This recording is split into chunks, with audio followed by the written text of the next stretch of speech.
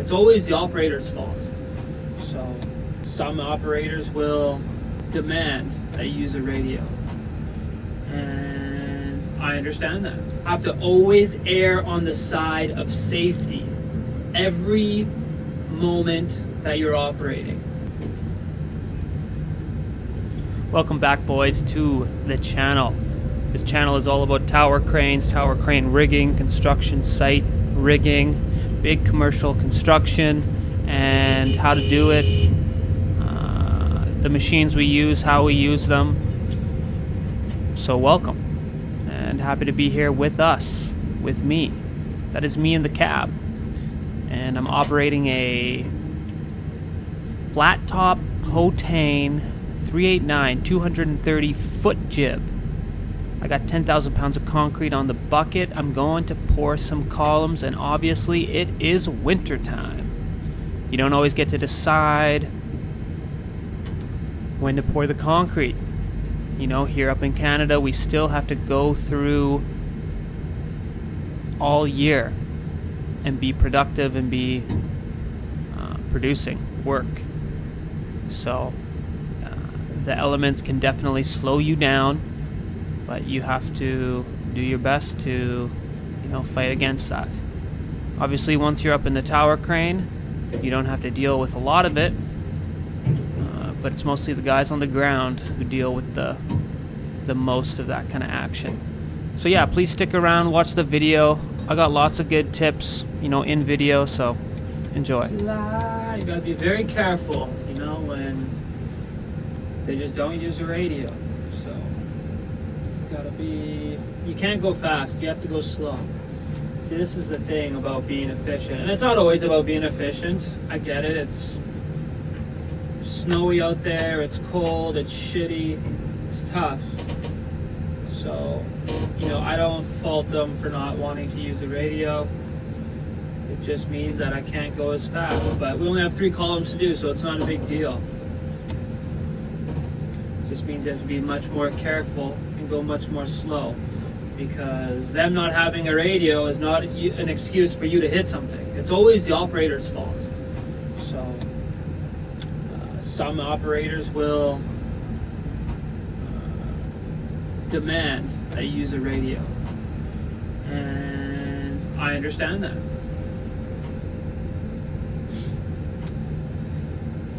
I don't do that. I just go slow. All depends on who's on the bucket,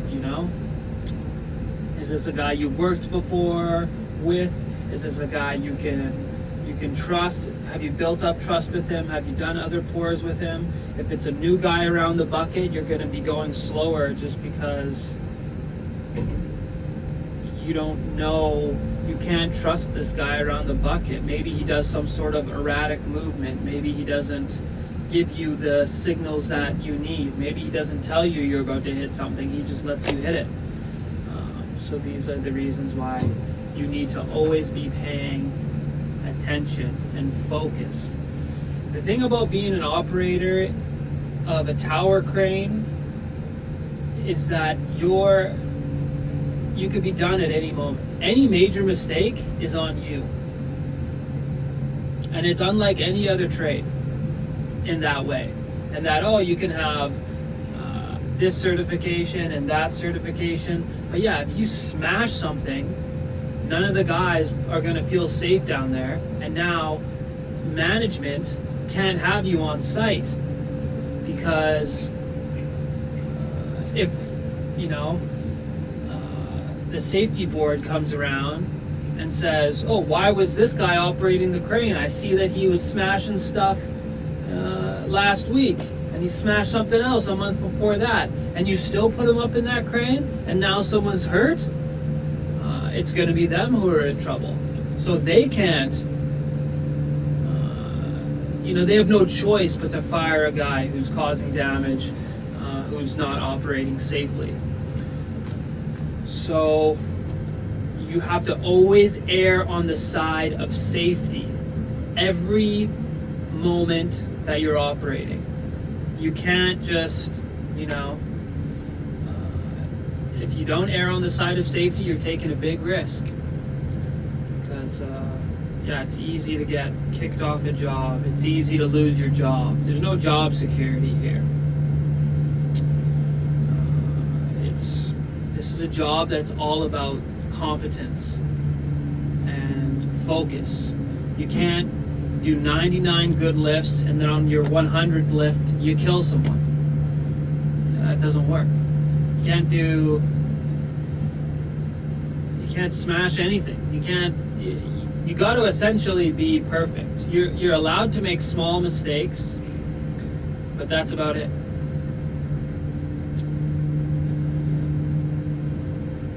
So it's a tough trade in that way, that you always have to be focused. Always. There's no, kind of half paying attention, half doing your work like you can do with a lot of other trades. Just does not work like that. Okay, buddy, still got a little bit in the bucket, but I'm coming back for some more. Because I think they're going to the last column now. Okay, copy that. I think I'm gonna go less in the bucket than I do with those. They almost used all of it. So, yeah. And there's not even that much left, really. So, you'll see when I drop it. Okay.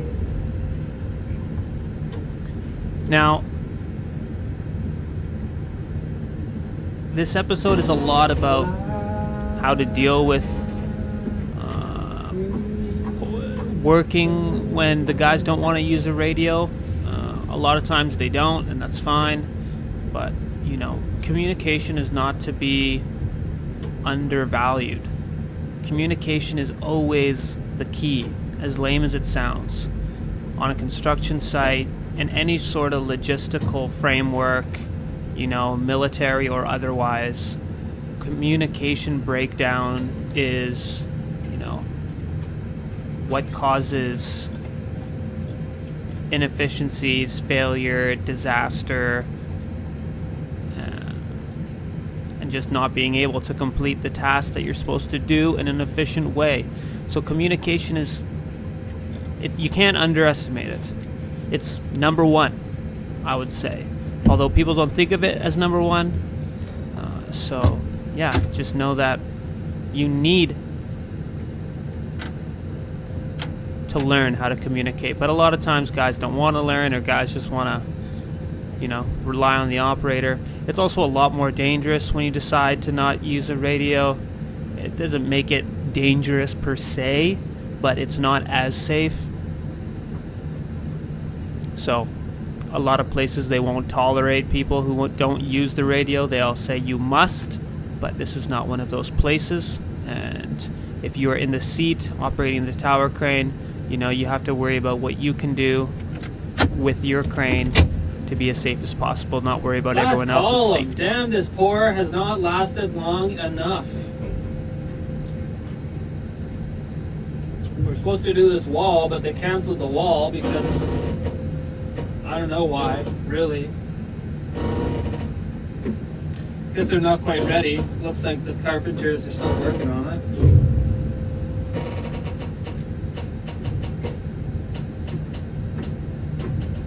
Now you might be wondering why I decided to use chain. There's nothing for my, block to hit.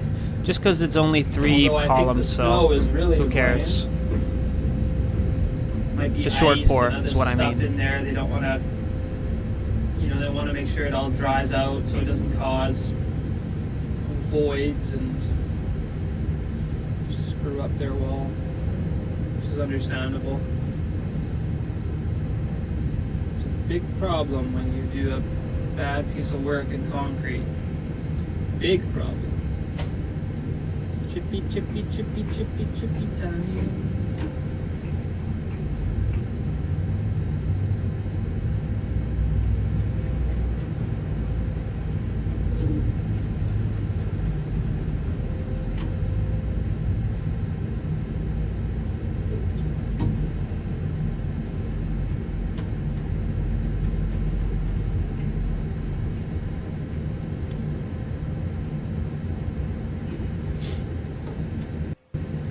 What the hell is hand signals are?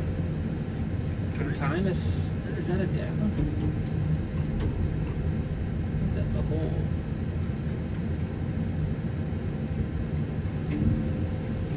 The black gloves are hard to tell, especially when he's just doing this.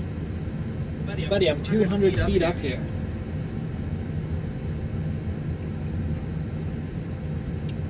We got to where it needs to be anyways. No harm, no foul, guy. No harm, no foul, buddy.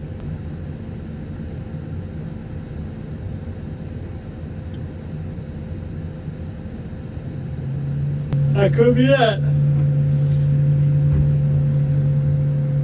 Usually they pour close to height, vibrate, and then top up. The fact that he just poured, sent the bucket away, poured, sent the bucket away. Yeah, mate, they're finished, buddy. Makes me think he poured too much in the column. We'll be able to tell when they're out there chippy-chippying. Chippy-chippy-chippying. Yeah, watch the fuck out, bud.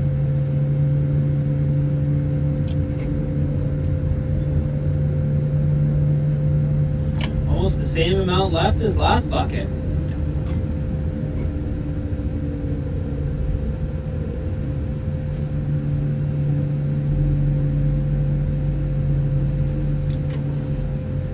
Oh, zoning, I hate you so much. Screwing up my swing. Opposite of clutch.